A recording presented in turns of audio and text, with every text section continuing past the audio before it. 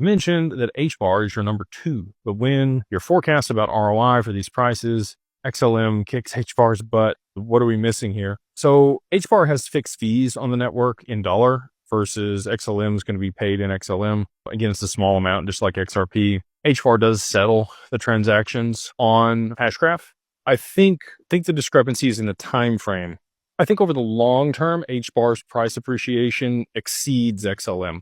And the reason for that is I think that XLM has a cap around $1,000, whereas Hbar I think would continue higher because it'll be the bedrock for Web3 and the security of data really at scale. It's how you're going to own your own data and be able to participate in the economy and be able to leverage your day-to-day transactions or interactions or attention that you give to things and be able to earn income off of it.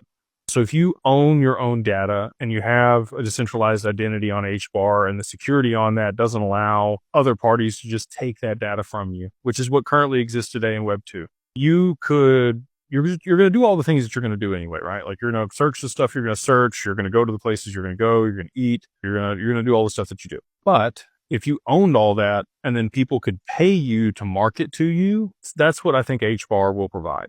I think that's the benefit globally over the long term is as everything moves on chain, owning your own data and having that security and privacy is going to become paramount for pretty much everyone on the planet in order for them to participate in a Web3 economy. That's how I think about Hbar and what its future use case is, whereas XLM is peer-to-peer payments, but it needs to be able to facilitate micropayments. And so in that capacity, based on the code, it would be limited to 3 decimal places to the left of the decimal and 4 decimal places to the right. So highest value I can think of, and I could be wrong, this is just in my mind, would be $999, 9.9999.